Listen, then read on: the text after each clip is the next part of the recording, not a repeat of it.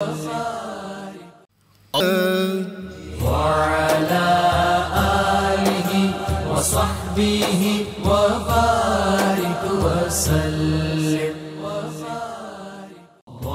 بسم اللہ الرحمن الرحیم. السلام علیکم ناظرین. پروگرام صبح نور کے ساتھ آپ کا میزبان نذیر احمد غازی حاضر ہے. ناظرین کرام، حضرت ابو انیس محمد برکت علی صاحب رحمہ اللہ کی مشہور تالیف اسماء النبی الکریم صلی اللہ علیہ وآلہ وسلم سے ایک اسم مبارک پڑھنے کی عادت حاصل کر رہا ہوں. سیدنا البالغ صلی اللہ علیہ وآلہ وسلم، ہمارے سردار، احکام الہی پہنچانے والے، درود و سلام بھیجے اللہ آپ صلی اللہ علیہ وسلم، آپ کی آل پاک اور آپ کے صحابہ کرام پر. حضرت سلمان فارسی رضی اللہ تعالی عنہ بیان کرتے ہیں کہ رسول اللہ صلی اللہ علیہ وسلم نے فرمایا، تہجد کے وقت اٹھ کر نماز پڑھنے کی عادت بنا لو، کیونکہ تم سے پہلی قوموں کے صالح لوگوں کی یہی عادت تھی. اور تہجد کی نماز بندے کو اللہ کے قریب کرتی ہے، اس کے گناہوں کا کفارہ بن کر انہیں مٹاتی ہے اور جسم سے بیماری کو دور کرتی ہے. حضرت ابو ذر رضی اللہ تعالی عنہ فرماتے ہیں کہ مجھے رسول اللہ صلی اللہ علیہ وآلہ وسلم نے فرمایا، اے ابو ذر، جب تو صبح کرے اور کتاب اللہ میں سے کوئی ایک آیت سیکھ لے تو تمہارا یہ عمل تمہارے لیے 100 رکعت نماز نفل پڑھنے سے بہتر ہے. اور جب تو صبح کرے اور ابواب علم میں سے کوئی ایک باب سیکھ لے تو یہ تیرے لیے 1000 رکعت نماز نفل پڑھنے سے بہتر ہے. ناظرین کرام، وہ جو امام احمد رضا بریلوی رحمۃ اللہ علیہ کا بڑا خوبصورت نعت کا شعر ہے کہ یا رسول اللہ صلی اللہ علیہ وسلم، تیری نسل پاک میں ہے بچہ بچہ نور کا، تو ہے عین نور، تیرا سب گھرانہ نور کا. اس نوری سلسلہ النور کے ایک فرد فرید کا ذکر پاک آج کرنے کی ہم سعادت حاصل کر رہے ہیں. یہ ہستی پاک وہ تھی ناظرین کرام جو نجیب الطرفین تھی. صداقت سیدنا صدیق اکبر رضی اللہ تعالیٰ عنہ سے ان کو ورثے میں مل گئی، اور پھر شجاعت جو تھی وہ فاتح خیبر اور شیر خدا حیدر کرار رضی اللہ تعالیٰ عنہ سے ملی. بلکہ وہ شجاعت جو تھی وہ ان کے نوری وجود میں اور نوری خون میں جو تھی وہ شامل تھی. علوم کا حمالیہ تھے، علم لدنی اللہ تعالیٰ نے تمام تر عظمتوں کے ساتھ عطا کیا ہوا تھا، اور حیا اور حلم کا کوہ صفا تھی ان کی ذات. یہ نور کا وہ چشمہ تھا جس سے سیراب ہونے والوں میں 4000 لوگ شامل تھے، اور جو ایک اپنی اپنی جگہ پہ ایک ایسا فرد تھا جو اپنی ذات میں ایک عہد تھا علم کا. اور میں صرف چند ایک شخصیات کے نام لوں گا جس سے ان کی علمی عظمتوں اور رفتوں کا اندازہ ہو جائے گا کہ ان کے شاگردوں میں کون تھے. سیدنا امام اعظم ابو حنیفہ رحمۃ اللہ، اماموں کے امام، امام مالک رحمۃ اللہ علیہ، عظیم عاشق رسول، اماموں کے امام. اور پھر ان کے شاگردوں میں دنیائے اسلام نہیں، تمام دنیا کا سب سے بڑا سائنسدان جابر بن حیان، 1000 کتابوں کا مصنف، وہ بھی ان کے جو خانے علم تھا اس سے جو ریزے اس نے چنے تھے اس سے وہ اتنا بڑا سائنسدان بن گیا تھا. اور پھر ان کے شاگردوں میں سفیان ثوری جیسا اتنا بڑا عظیم صوفی، اتنا بڑا ولی کامل، وقت کا کتب جو تھا وہ اس میں شامل تھے. 4000 شاگرد ایسے تیار کیے جن کی نظیر ہمیں اس کے بعد تاریخ اسلام میں نہیں ملتی. ناظرین کرام، یہ ہستی پاک وہ تھی جن کو اللہ تعالیٰ نے علوم کی جتنی جہات اور قسمیں آج بھی جو ماڈرن علوم ہیں ان کے، اگر میں یہ کہوں کہ بانیوں میں سے یہ ہستی ہے تو اس میں کوئی جو ہے وہ تعلی نہیں ہوگی.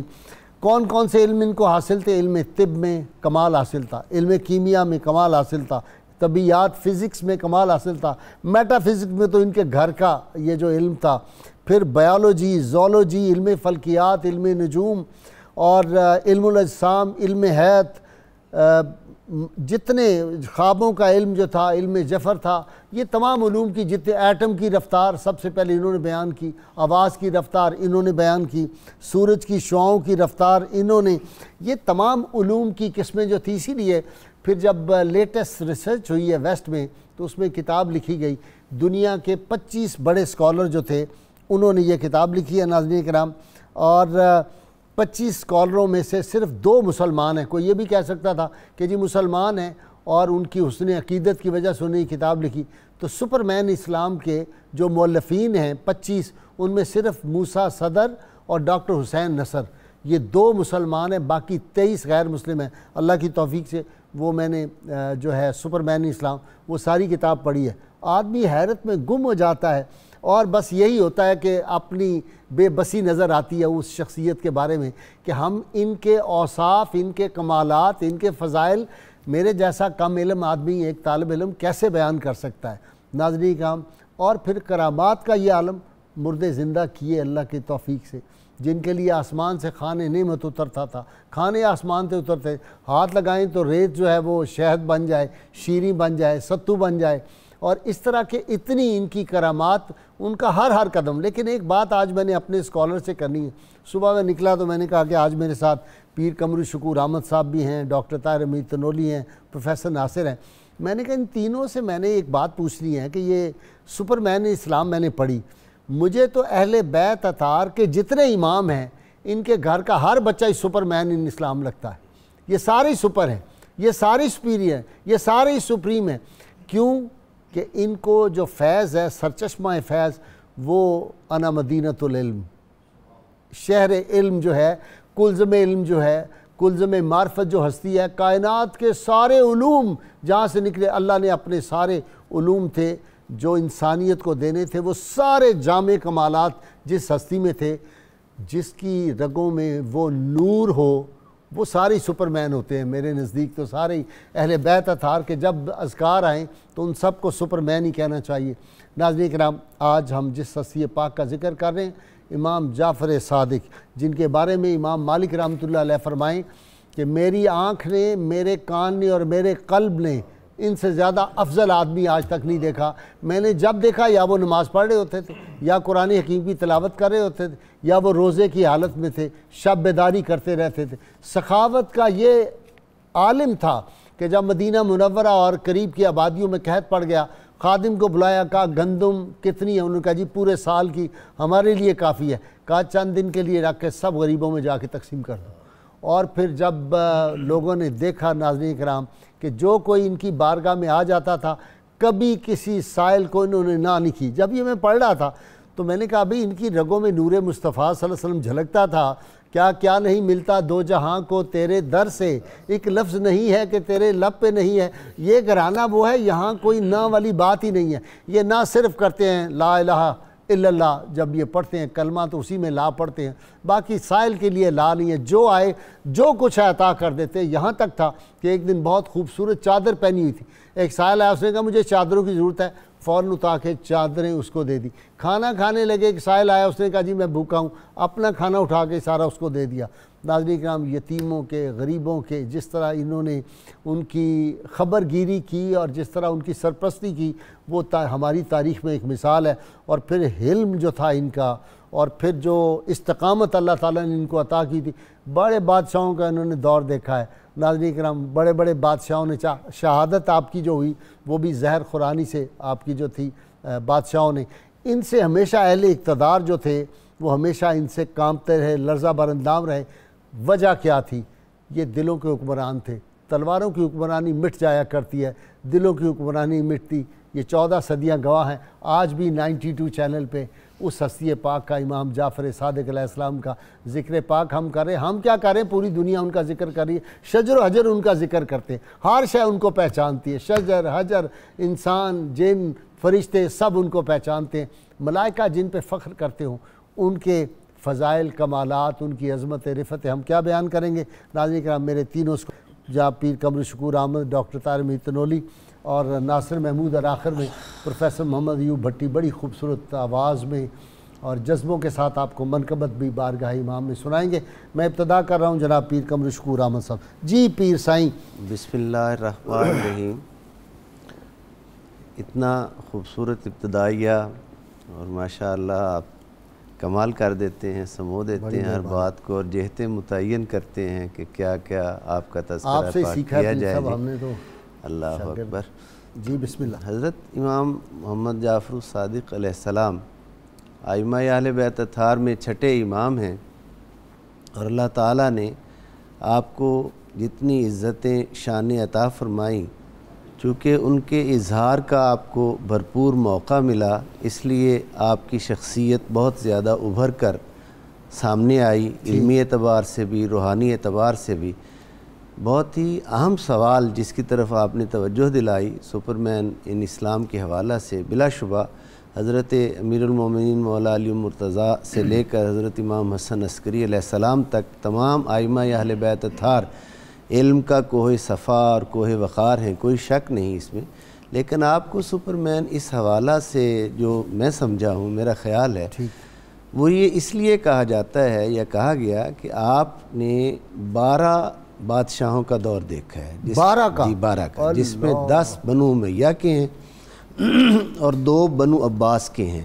اب بنو امیہ کی سلطنت جو تھی وہ چونکہ روبہ زوال تھی اور اب ہچکیاں لے رہی تھی، آخری سانسیں لے رہی تھی، یک کے بعد دیگرے، ایک دوسرا تیسرا، اس لیے اور بنو عباس جب آئے تو ابھی استحکام ان کو وہ پکڑ رہے تھے، یعنی مضبوط ہو رہے تھے، تو وہ ارباب اقتدار چونکہ اپنی اقتدار کی پریشانیوں میں تھے، اس وجہ سے آپ کو دین کا کام کرنے کا کھل کر موقع ملا اور وقت ملا، اور مزاحمت بہت زیادہ کم ہوئی، بہت کم ہوئی آپ کی زندگی میں ارباب اقتدار کی طرف سے۔ لیکن دوان کی نہ نہیں، وہ تو ظلم ذاتی اعتبار سے ہوئے نا، کام کرنے کا موقع جو ہے وہ بہت زیادہ ملا، جس وجہ سے علم کی تشریحات جو ہیں وہ آپ کی ذات والا صفات سے بہت زیادہ ہوئیں۔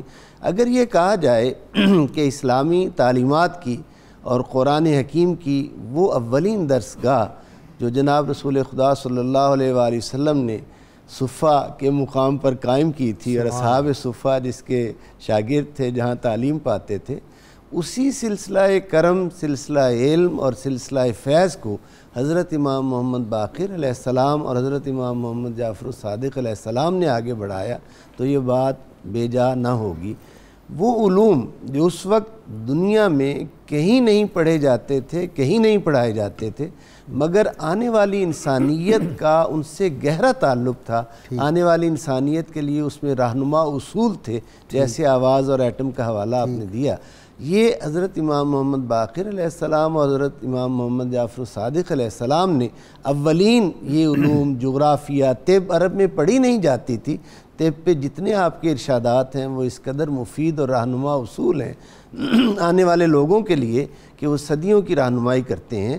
یہ آپ کو اللہ تعالیٰ نے موقع بھی عطا فرمایا، شان تو دی ہی تھی، لیکن موقع بھی مرحمت فرمایا کہ لوگوں کو اس سے استفادہ ہو آپ کی ذات پاک سے، اور سیکھنے کا موقع زیادہ سے زیادہ لوگوں کو ملے۔ صحیح۔ اچھا جی ڈاکٹر طاہر تنولی صاحب، یہ جو میں نے بات کی ہے سپرمین اسلام والی، اہل بیت اطہار تو سارے سپرمین تھے، اور پھر جو آگے ان کے شاگرد ہیں، امام اعظم حنیفہ سپرمین ہیں، آگے خوارزمی لے لیں سپرمین ہے، جابر بن حیان سپرمین ہے، سفیان ثوری سپرمین ہے، امام مالک سپرمین ہے، ان کے تو شاگرد سپرمین بن گئے، ان کے لیے کوئی لفظ اور تلاش کرنا چاہیے۔ بھائی صاحب عرض یہ ہے کہ جو اہل بیت اطہار ہیں ان کا منصب امت کے اندر اللہ رب العزت نے ان کو یہ عطا کیا ہے، امتیاز یہ عطا کیا ہے کہ علوم، حقائق اور بلندیوں کے جتنے بھی دروازے ہو سکتے ہیں، امکانات ہو سکتے ہیں، وہ انہی کی بارگاہوں سے ملتے ہیں۔ اب دیکھیں، آپ نے چونکہ یہ ایک جملہ ارشاد فرما کر کہ اہل بیت اطہار کا ہر جو ستارہ اور ہر فرد جو ہے وہ مینارہ نور ہے، مجھے علی اجویر علیہ رحمہ کا ایک قول مبارک یاد آ رہا ہے۔ آپ فرماتے ہیں کہ امام جعفر الصادق کا وہ مقام ہے کہ آپ جمال سنت ہیں، سبحان آپ یوسف طریقت ہیں، واہ واہ واہ، آپ معبر اہل معرفت ہیں، سبحان، اور آپ مزین اہل صفوت ہیں۔ یہ 4 القاب آپ نے کشف المعجوب میں امام جعفر الصادق کے لیے استعمال فرمائے ہیں۔ جب آپ ان القاب میں اترتے ہیں تو، اور خود علی اجویر بھی سادات میں سے ہیں، بالکل جی، تو یہ چیز سامنے آتی ہے کہ امام جعفر الصادق کی شخصیت، جیسا بھی ذکر بھی ہو رہا ہے، علوم ظاہر کے اندر بھی اپنے دور کے اس مقام پہ فائز تھے کہ اس دور کا ہر شخص آپ کی بارگاہ کا دریوزہ گھر تھا علوم ظاہر کے لیے۔ پورا عالم اسلام یعنی ان کی طرف علوم باطن میں بھی ہاں علوم آپ کا وہ مقام تھا۔ سفیان ثوری جیسے جب ولی اللہ وہاں پہ جائیں گے، دیکھیں داؤد طائی آپ کی بارگاہ میں پہنچ رہے ہیں، آپ اپنے زمانے کا کون سا بڑا ولی ہے؟ وہ کیا ہے جنہوں نے کتاب الرؤیا لکھی ہے، محمد ابن سیرین رحمۃ تو اللہ یہ علیہ۔ سب لوگ آپ کی بارگاہ کے سائل ہیں۔ اور تیسری جو بڑی امپورٹنٹ بات ہے غازی صاحب وہ یہ ہے کہ امام جعفر الصادق جس کو کہتے ہیں نا کہ ایک ویژنری، ایک جس کو پریگمیٹک وزڈم کی حامل شخصیت ہے، آپ کی حکمت عملی حکمت ہے، یعنی آپ حدود و قیود سے آشنا حکیم ہیں، یہی وجہ ہے۔ ایک بات یہ تو نہیں، یہ پیر صاحب نے وہ اشارہ کیا، کھولی نہیں زیادہ بات، پیر صاحب نے اشارہ بڑا زبردست یہ کر گئے کہ اہل بیت اطہار کا ہر بندہ سپرمین تھا، کچھ کو اظہار کا موقع ملا اور کچھ کو اظہار کا موقع ہی نہیں ملا، یا کچھ کو اجازت نہیں تھی اظہار کرنے کی، کوئی وقت کی میری عرض یہ ہے، آپ کی۔ بالکل آپ یہ بھی فرما سکتے ہیں، میری عرض یہ ہے کہ اہل بیت اطہار کو وقت مجبور نہیں کر سکتا، وہ وقت کو مجبور کر سکتے ہیں، حکمتیں تو ہو سکتی، اللہ رب العزت کی طرف سے انہیں جو کردار اسائن کیا گیا وہ بدرجہ کمال عطا کر کے چلے گئے۔ بس بس آپ کسی شخصیت کے زمانے کو سامنے رکھیں، سیدنا علی پاک سے شروع ہو جائیں، اس سے بڑھ کے وہ شخصیت اور کیا کردار ادا کرتی۔ میں ایک مثال دوں گا، امام حسن کا کردار ہے، اس کو کس نے ڈیفائن کیا؟ ذات رسالت مآب نے کیا، پہلے سے بتا دیا میرا یہ بیٹا یہ کرے گا۔ حالانکہ آپ دیکھیں آپ کا کیریکٹر، امام حسین اور امام حسن دو مختلف پولز پہ کھڑے ہیں، بالکل دو مختلف، لیکن ان کی اس کردار کی توضیح اور اس کا تعین تو خود زبان رسالت مآب سے ہو چکا۔ عرض کرنے کا مقصد یہ ہے، دیکھیں آپ صلی اللہ علیہ وسلم کے بعد ہمیں یہ بات نہیں بھولنی چاہیے، آئیڈیل زمانہ حضور کا اور خلافت راشدہ کا زمانہ ہے، چونکہ خلافت راشدہ آپ صلی اللہ علیہ وسلم کے زمانے کا تسلسل ہے، یہ ثبوت ہے، خیر القرون قرنی وہ ثبوت ہے، یلونہم ثم الذین خلافت راشدہ کا صاحب اس بات کا ثبوت ہے کہ دور نبوت کے اوپر بعد میں عمل ہو سکتا ہے، اللہ بعد میں کوئی یہ نہ کہے آپ صلی اللہ علیہ وسلم موجود تھے تو ہوا، ہم تو نبی نہیں ہیں، ہم کیسے اس پہ عمل کریں؟ اس کے بعد جو زمانہ آیا یہ ارتقاء کا زمانہ ہے، اس میں مسائل کھڑے ہونے تھے، جو انسانی جبلت کی خرابیاں ہیں انہوں نے سر اٹھانا تھا، فتنوں نے جنم لینا تھا، یہ انسانی معاشرہ ہے اور قیامت تک یہ چیز چلتی رہے گی۔ ان فتنوں کو آپ نے کاؤنٹر کس طرح کرنا ہے، ان مسائل کو حل کس طرح کرنا ہے، اور اس دور کے اندر اہل حق نے کیا کچھ کرنا ہے، غازی صاحب یہ اہل بیت اطہار نے کر کے دیکھا۔ امام جعفر مثلا آپ امام جعفر الصادق کا سیاسی کردار دیکھیں، بعد میں ہم اس پہ بات کریں گے، اتنی بڑی شخصیت، اس پہ اگر آپ کی سیاسی جو فرامین ہیں اور جو آپ کی پولیٹیکل اسٹریٹجی ہے اس کو اگر آپ دیکھ لیں، اس کا جب آپ مشاہدہ کرتے ہیں تو جو میں نے عرض کیا آپ اس نتیجے پہ پہنچتے ہیں، آپ سے زیادہ عملی صاحب دانش اس زمانے میں کوئی تھا ہی نہیں۔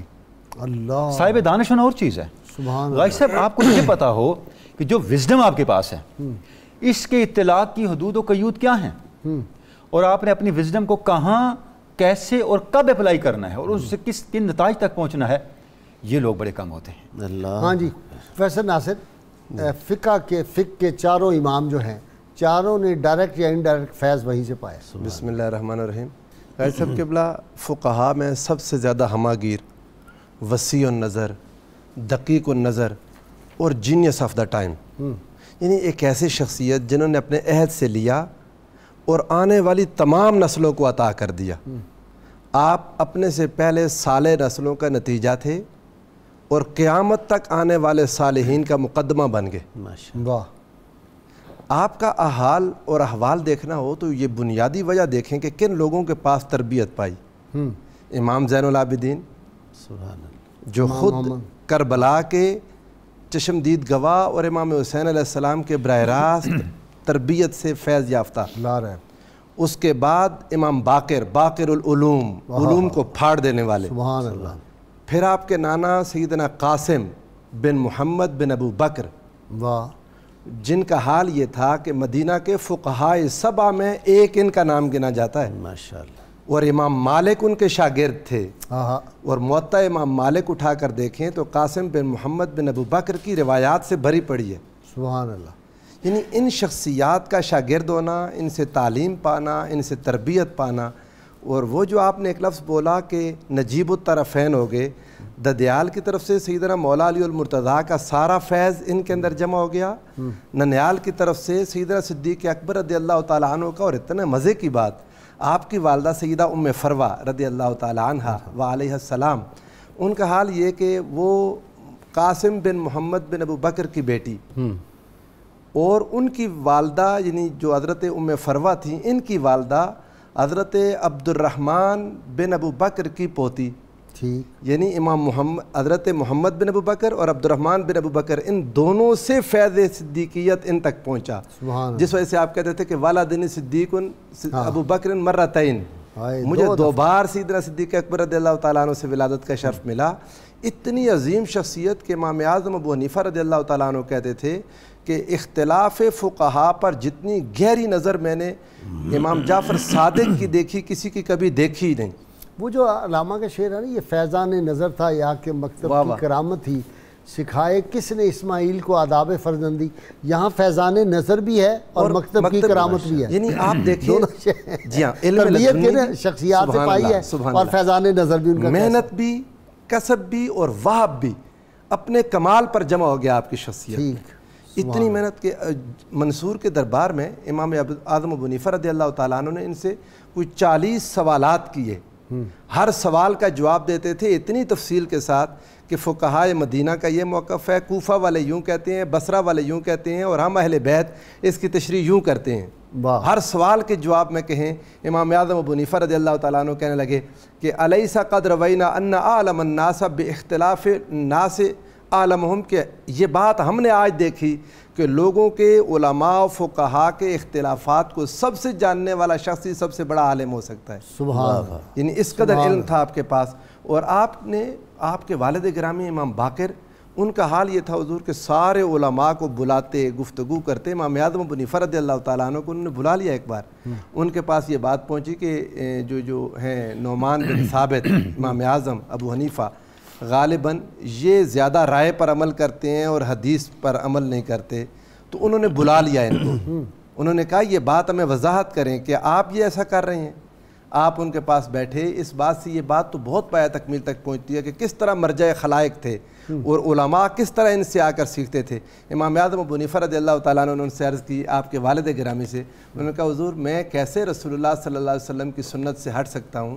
اور وہ امام اعظم ابو حنیفہ رضی اللہ تعالیٰ عنہ اتنے بڑے عالم، فرمایا کرتے تھے لولا السنتان لہلک النعمان، اگر 2 سال امام جعفر صادق کے پاس نہ گزارے ہوتے تو میں ہلاک ہو جاتا۔ جی کالر لے لیں۔ السلام علیکم۔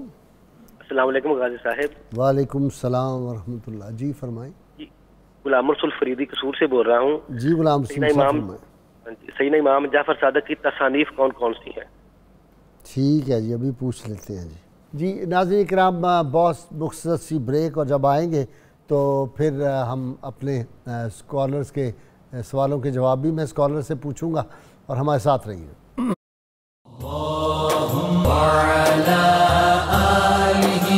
وصحبه وبارك وسلم وسيدنا علي وسيدتنا فاطمة وسيدتنا۔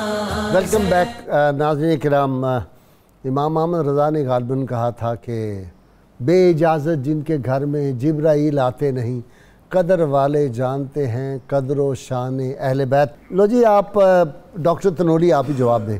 پہلے تو انہوں نے کہا تصانیف امام پاک کی۔ جی امام پاک کی تصانیف کا بہت تذکرہ سپرمین آف دی ورلڈ جو ہے اس کے اندر بھی ہے، اور آپ کی کتاب آپ نے خود ڈکٹیٹ کروائی تھی رسالۃ التوحید، جس میں آپ نے کاسمولوجی کی بنیاد پہ کونیاتی دلائل اسٹیبلش کیے توحید کے لیے۔ ٹھیک ہے، 500 کے قریب جو کتابیں ہیں جابر ابن حیان کی، ان میں ان کے کانٹینٹ کا آغاز اس سے ہوتا ہے، بعض نے اس سے زیادہ ہزار تک بھی لکھا ہے کہ میں نے امام جعفر صادق سے یہ سنا اور انہوں نے مجھے یہ بتایا۔ واہ واہ واہ۔ تو آپ کی اکثر جو آپ کے علوم ہیں ان کو آپ کے شاگردوں نے آپ کے نام کے ساتھ اپنی کتابوں میں بیان کیا۔ بالکل ٹھیک ہے، 4000 شاگردوں نے پتہ نہیں کتنے ہزار کتابیں تابعین تک موجود ہیں۔ کچھ سکوت بغداد میں بیڑا غرق ہو گیا، ساری بیسوں تابعین کا نام لکھا، تبع تابعین کا، جنہوں نے آپ سے کسب فیض کیا۔ کتاب الاثار امام محمد کی، کتاب الاثار امام ابو یوسف کی، ان دونوں کو دیکھیں تو آپ کی اس میں مرویات ہیں، یعنی آپ خود زیادہ صاحب تصنیف نہیں تھے لیکن اصحاب تصنیف بنا دیے۔ امام اعظم بھی انہی کی کتاب ہے، اصحاب تصنیف تیار کر دیے۔ امام اعظم سفیان ثوری انہی کی کتاب ہے، امام علی یقین جانے اکیلے امام اعظم جس کی تصنیف ہوں اس کے لیے کوئی اور چیز چاہیے کوئی ضرور۔ دوسرا صاحب ہماری ایکسس بھی نہیں ہے نا۔ شاگردوں کا پوچھا تھا کہ جابر بن حیان اور شاگرد جو وہ تو دیکھیں جی، صوفیاء میں آپ کے شاگرد ہیں، سفیان ثوری آپ کی بارگاہ میں آ کے آپ سے سیکھتے تھے۔ جیسے سفیان ثوری ایک مرتبہ آئے تو آپ خاموش بیٹھے تھے، کافی دیر وہ بیٹھے رہے، تو جب آپ خاموش رہے تو حضرت سفیان ثوری نے کہا حضرت جب تک آپ مجھے کچھ نصیحت نہیں فرمائیں گے، مجھے کچھ کہیں گے نہیں، میں اٹھ کے نہیں جاؤں گا۔ آپ نے فرمایا میں تمہیں 3 باتیں بتاتا ہوں. پہلی بات یہ ہے اگر تم پر اللہ کی کوئی نعمت ہو کہ اہتمام یہ کرو کہ وہ نعمت ہمیشہ تمہارے پاس رہے. اس کا طریق یہ ہے لئن شکرتم لازیدنکم. اگر تم سے کوئی غلطی ہو جائے تو استغفار کو ڈھال بنا لو. پھر آپ نے سورہ نوح کی آیت مبارکہ پڑھی فَقُلْتُ اسْتَغْفِرُوا رَبَّكُمْ إِنَّهُ كَانَ غَفَّارًا يُرْسِلِ السَّمَاءَ عَلَيْكُمْ مِدْرَارًا. پھر تیسری بات یہ فرمائی جب تم حکمرانوں کے ظلم و ستم کا شکار ہو رہے ہو تو اللہ کے خزانوں میں پناہ لو. وہ کیا ہے لا حول ولا قوت الا باللہ. تو امام بات بڑی زبردست امام صاحب کی ہے جو میرے دل کو بڑی بھاتی ہے. وہ فرماتے ہیں کہ علماء فقہا رسولان کریم کے امین ہیں, رسولوں کے امین ہیں اور رسول اعظم کے امین ہیں جب تک وہ سلاطین کی آستان بوسی نہ کریں. بلا شبہ اور امت اہل دول رضا پڑے اس بلا میں میری بلا, میں گدا ہوں اپنے کریم کا میرا دین پارا انعام ہے. ایک ہی آستانے کی درجہ گئی کر سکتے ہیں, بس 2 کی نہیں کر سکتے, یا یہ یا وہ. تو جب آپ ادھر آئیں گے تو پھر ادھر سے فارغ ہو جائیں گے. ہائے ہائے ہائے وہ کیا ہے جی کہ ہوس لقمہ تر کھا گئی لہجے کا جلال, اب کسی حرف کو نہیں حرمت ملنے والی. جس وقت ابو منصور نے خلافت سنبھالی تو آپ جانتے ہیں کہ جو اہل بیت اطہار پہ ظلم ہوئے. امام جعفر الصادق کی شخصیت مرجع خلائق تھی. اب آپ کی امیج کو ڈیمیج کرنا مقصود تھا کیونکہ وہ ہاتھ تو ڈال نہیں سکتا تھا. اس نے آغاز یہاں سے کیا کہ آپ کی علمیت کو کم کیا جائے. ٹھیک. اور عالم اسلام کے اندر کوفہ و بصرہ کے اندر ایسے لوگوں کو اس نے کھڑا کرنے کی کوشش کی آپ کے سامنے جن کا کوئی قد کاٹ ہی نہ تھا. حتیٰ کہ پھر اس نے ابو حنیفہ امام اعظم پر بھی دباؤ ڈالا کہ آپ جو مشکل ترین سوالات ہیں اگر آپ پوچھنا چاہتے ہیں تو میرے سامنے پوچھیں. اور 40 سوالات مرتب کروائے. اچھا اب بلا لیا امام پاک کو, آپ تشریف فرما تھے, تو امام اعظم جب تشریف لے گئے اب بنیادی طور پہ یہ ایک استاد اور شاگرد کا مکالمہ تھا. فرق صرف اتنا ہے وہ مکالمہ مدرسے کے بجائے ابو منصور کے دربار میں ہو رہا تھا. جب آپ امام ابو حنیفہ پہنچے تو آپ فرماتے ہیں کہ منصور کا جلال مجھ پہ کبھی ایسا نہیں طاری ہوا جتنا امام جعفر الصادق کا جلال طاری ہوا. اور میں آپ کی بارگاہ میں جب جا کے بیٹھا خلیفہ کے پاس تو سوالات شروع ہوئے تو پھر وہی ہوا جس کی تفصیل ناصر صاحب. پیر صاحب وہ بھی تو ہے نا کہ دوانکی نے بلایا اور اس نے اپنے بندے کو کہا ہوا تھا جب میں ایسے سر پہ ہاتھ لگاؤں تو تم تلوار سے ان کی گردن وہ جو ہے وہ اس کو کاٹ دینا. تو وہ پھر اتنا اس پہ وہ جلال ان کا اور روب طاری ہوا, بھول گیا سب کچھ, پاؤں ننگے ہی بھاگ پڑا. وہ اس نے بعد میں جلاد نے پوچھا کہ میں تو انتظار کرتا رہا آپ کے جناب سر پہ ہاتھ رکھے آپ کا. اس نے کہا کہ جب امام محمد جعفر الصادق علیہ السلام تشریف لائے ہیں تو میں نے دیکھا کہ ایک اتنا بڑا اژدہا ہے جس کا کہ منہ کا ایک سرا یعنی ایک حصہ اس نے محل کے نیچے رکھا ہوا ہے اور ایک حصہ محل کے اوپر رکھا ہوا ہے, اور اس کے اس منہ کے دونوں جبڑوں کے درمیان آنے کی وجہ سے محل میں ایک لرزہ طاری ہوا. اور اس نے مجھے یعنی یہ اشارہ دے رہا تھا کہ اگر تو نے معمولی سی بھی جسارت اور بے ادبی کی تو میں اس محل کو بھی اور اس کے مکینوں کو بھی تجھے بھی سب کو کھا جاؤں گا, نگل جاؤں گا. گویا وہ اللہ تعالیٰ کی طرف سے ایک اسے وارننگ دی گئی تھی. اور پھر حضرت امام محمد جعفر الصادق علیہ السلام کو بجائے کچھ کہنے کے تحائف دیے اور تحائف دے کر آپ کو رخصت کیا اور خود مدہوش ہو کر گر پڑا اور تا دیر سوتا رہا.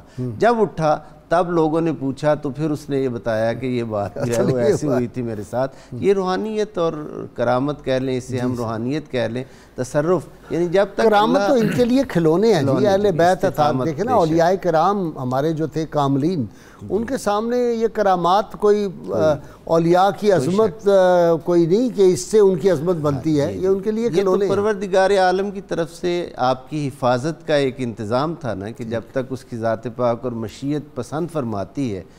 حضرت امام محمد جعفر الصادق علیہ السلام اخلاق کریمانہ کا بھی عظیم پیک کرتے ہیں. مثلا آپ کا ایک غلام جو ہے اس کو آپ نے کسی کام سے بھیجا تو وہ راستے میں کہیں جا کر وہ سو گیا, گرمی تھی, آپ اس کی تلاش میں نکلے کہ بہت دیر ہو گئی ہے, وہ واپس نہیں آیا, دیکھا تو ایک جگہ سویا ہوا تھا.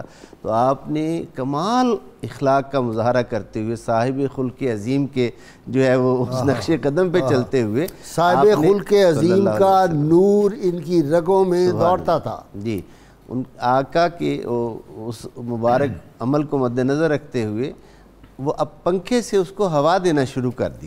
جب وہ ٹھنڈی ہوا لگی تو اس کی اچانک آنکھ کھلی, اس نے دیکھا کہ میرے مولا مجھے ہوا دے رہے ہیں, تو وہ پریشان ہو کر معافی کا خواستگار ہوا. آپ نے فرمایا کوئی بات نہیں، تم انسان ہو، انسانی ضرورت، اور پھر بعد میں فرمایا تربیت کے لیے، اور یہ اس کے ذریعے سے گویا ہم سب تک، پوری امت تک یہ میسیج ہے آپ کا کہ سونے کے لیے اللہ تعالیٰ نے رات بنائی ہے، دن کام کرنے کے لیے بنایا ہے اللہ تعالیٰ نے. یہ نظام فطرت اور لا آف نیچر ہے، اس کے مطابق آدمی کو رہنا چاہیے. ہاں جی. ڈاکٹر تنولی، یہ جو واقعہ پیر صاحب نے بیان کیا ہے، اب انس بن مالک رضی اللہ تعالیٰ عنہ والی بات، 10 برس حضور کی خدمت میں رہا، کبھی مجھے اف تک نہیں کہا. اور اسی طرح جب آپ نے ایک کام سے بھیجا تو وہ کھیلنے لگ گئے، تو آپ صلی اللہ علیہ وسلم گئے اور آپ نے کیا فکرہ کہا ہے، وہاں کھڑے ہو کے مسکرائے اور آپ نے کہا یار تم نے ہمیں بڑا انتظار کرایا انس. جی ہاں، حضرت انس فرماتے ہیں کہ مجھے ایسے لگا کوئی شخصیت کھڑی اور ان کے انتہائی خوشبودار اور پیارے ہاتھ میری آنکھوں پہ ہیں، تو میں نے پیچھے دیکھا تو ذات رسالت امام کھڑے تھے. تو یہی خلق کریمانہ ظاہر ہے. لیکن یہ بات جی کہہ تو بندہ سکتا ہے، عمل بڑا مشکل، بہت مشکل ہے، بہت مشکل ہے، کوئی شک نہیں. غازی صاحب، جو ابھی ذکر ہوا آپ کی کرامت کا بھی، حضرت امام جعفر الصادق کو جب حضرت نفس زکیہ کا معاملہ ہوا اور نفس زکیہ شہید ہو گئے، تو ابو جعفر منصور کو آپ کے بارے میں جب شک ہوا تو اس نے آپ کو بلایا اور کہا جی آپ اہل بیت کو اور ہاشمیوں کو اور سادات کو میرے خلاف بھڑکا رہے ہیں اور اکٹھا کر رہے ہیں. تو آپ نے فرمایا بھی میں تو اس معاملے میں نہیں ہوں، نہ پہلے تھا نہ اب ہوں، بہت سے اسباب ہیں. تو اس نے کہا میرے پاس گواہ موجود ہے. آپ نے فرمایا گواہ کو بلاؤ. گواہ بلا لیا گیا. اس نے کہا جی میں نے خود دیکھا ہے، یہ اس طرح کی باتیں کی. تو آپ نے فرمایا تم اس پہ قسم کھاتے ہو؟ اس نے کہا بالکل. اس نے قسم اس انداز سے شروع کی کہ میں اللہ حی و قیوم کی قسم کھاتا ہوں. آپ نے فرمایا رک جاؤ ادھر ہی. وہ رک گیا. آپ نے فرمایا اس طرح قسم کھاؤ کہ میں اللہ کی قسم کھاتا ہوں اور اپنے ہوش و حواس کے ساتھ میں نے یہ سب کچھ دیکھا. خلیفہ منصور نے کہا آپ نے اس کی قسم کے متن کو کیوں بدلا؟ ابھی امام جعفر الصادق کی بصیرت.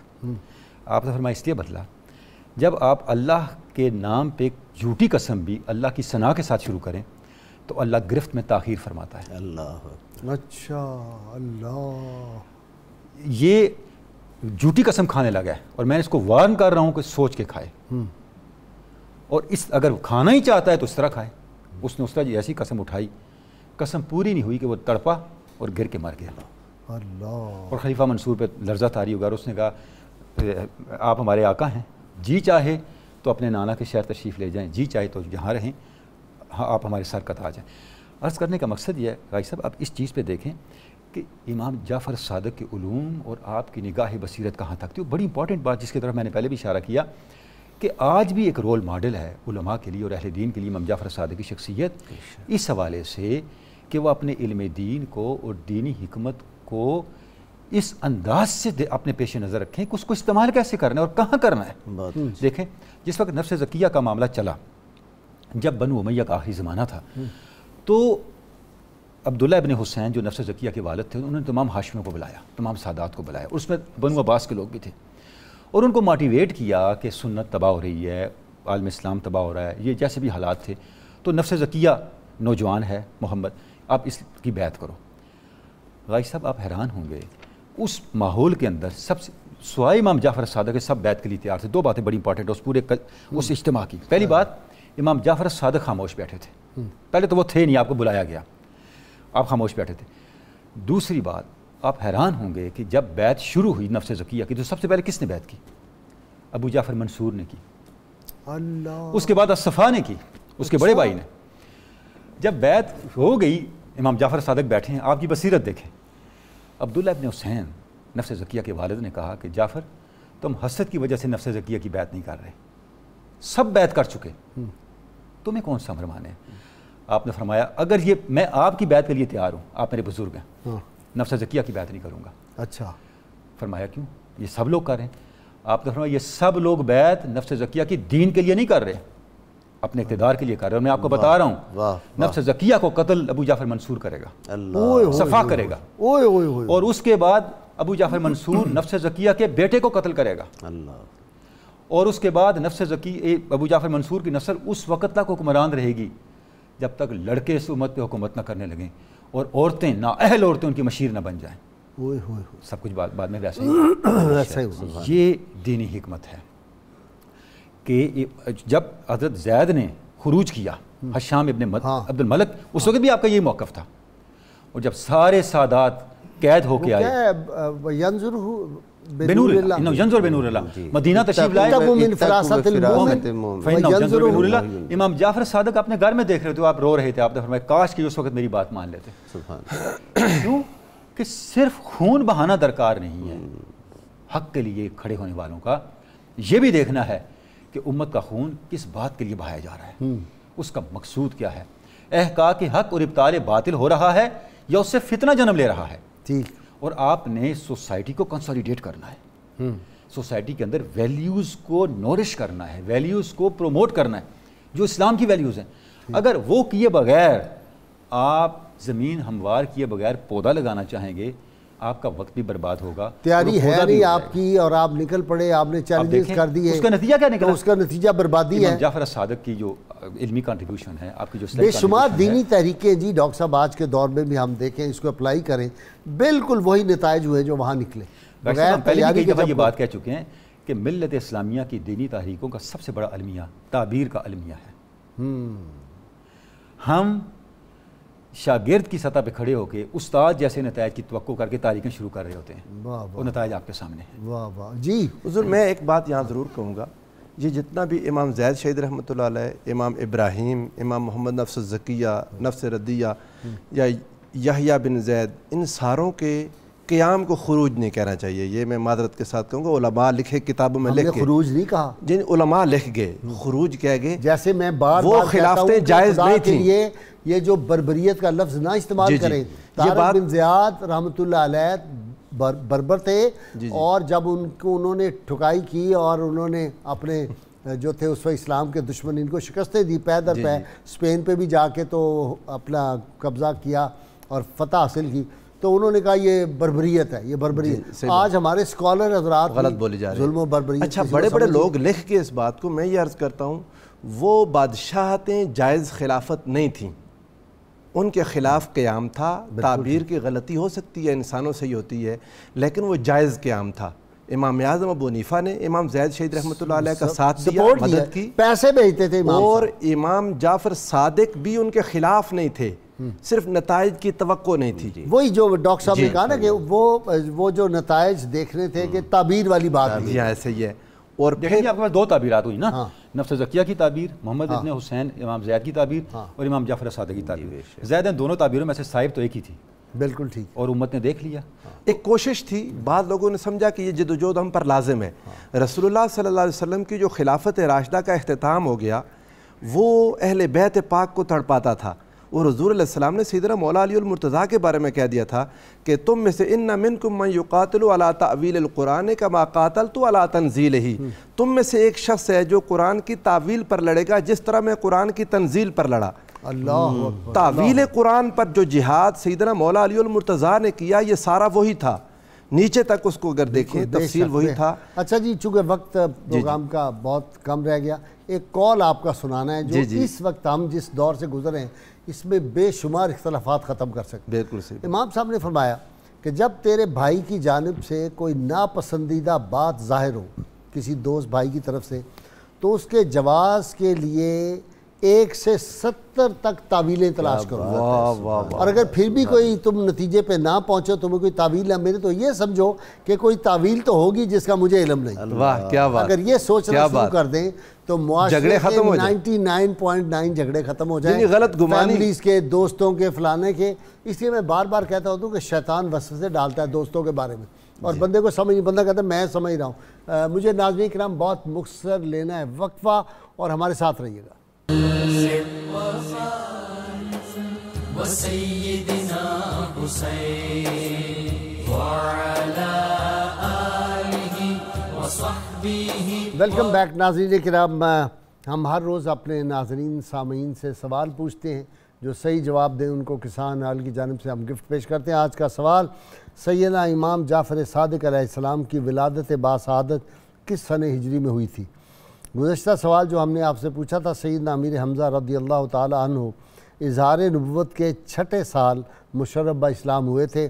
خوش نصیب حضرات جنہوں نے سب سے پہلے صحیح جواب دیے: شاہدہ پروین جہلم، عمر فاروق راول پنڈی، سردار محمد گوجرا، غلام جیلانی ناروال، حافظ محمد عرفان سرگودہ، مریم لاہور، منیر احمد فیصل آباد، سید خورشید حسین شاہ، خانیوال امجد عزیز سیالکوٹ، غلام مرزا اسلام آباد، مظہر اقبال شورکوٹ، عارف خان کراچی، آپ سب کو آپ کے وٹ گھروں پہ ڈیلیور کروا دیے جائیں گے۔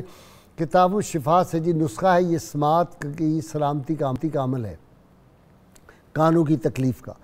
جو شخص ہر فرض نماز کے بعد 11 بار اللہ تعالیٰ کا اسم مبارک یا سمیع پڑھنے کو معمول بنا لیتا ہے تو اس کی سماعت ہمیشہ محفوظ رہتی ہے، شرط یہ اول و آخر کم از کم 11 مرتبہ کوئی بھی درود پاک جو آپ کو آتا وہ ضرور پڑھیں۔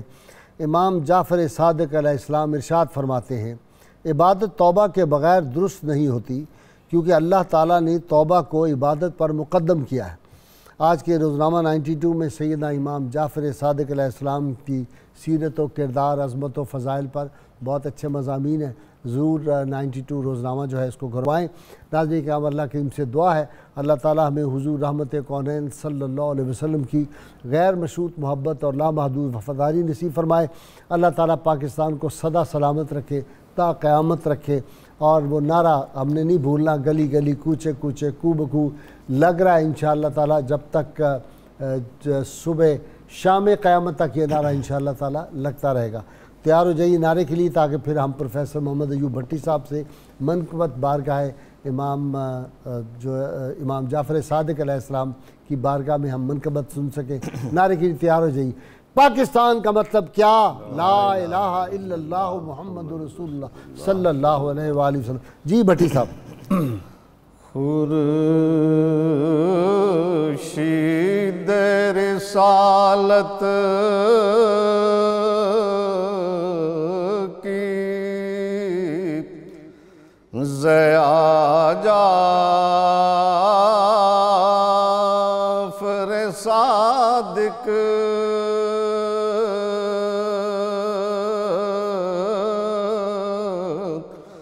دل بند علی شیر خدا جعفر صادق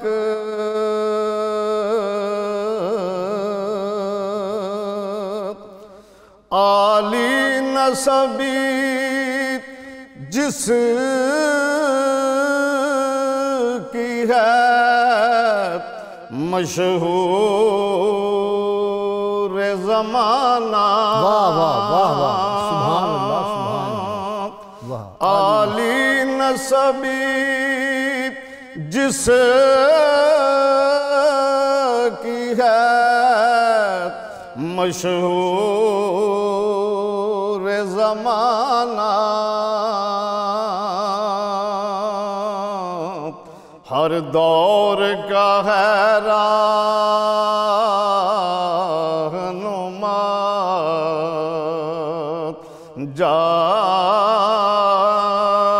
جعفر صادق،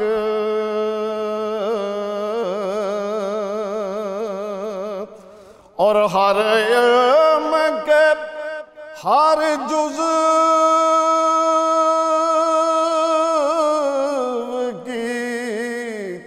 رکھتے ہیں خبر، یہ ہر فن میں ہوئے عقدہ کشا جعفر صادق، عظمت تیری عرفاں ہے میرے وہم و گماں سے، عظمت تیری عرفاں ہے میرے وہم و گماں سے، ساجد کو بھی ہو علم عطا جعفر صادق، خورشید رسالت کی ضیاء जाफर सादिक दिल बंदे अली शेर खुदा जाफर सादिक